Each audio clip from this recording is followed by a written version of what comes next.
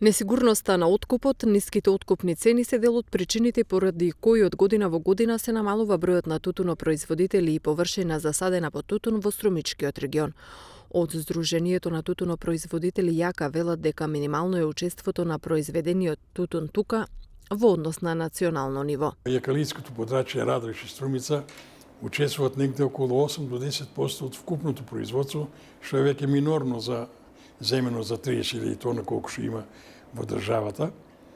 Струмица има вообичаена бројка која што беше и до 7.000 производители, сега дојде до 2.600 производители и оваа бројка рапидно се намалува од причини иселување на младите, нема интерес за производство на тутун, ниски цени и така натаму, несигурност веќе и во откупо.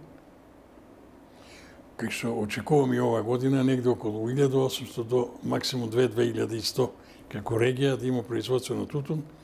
Изненадува тоа што колку што има прилика јас да видам, изненадува што очекуваме да имаме далеку подобар квалитет, меѓутоа сме на просечен квалитет, иако имаме сушна година. Се надевам дека откупните организации и оваа година ќе смогнат сили на време да го купат и да го платат тутунот.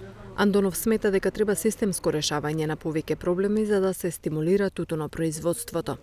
Да се надмине ова, треба да се почне од законот за тутун, треба да се надмине состојбата со мерилата, да се разработи, да се види што му мањка на овој наш систем на тутунопроизводството, цените да се пратат према растот на другите производи.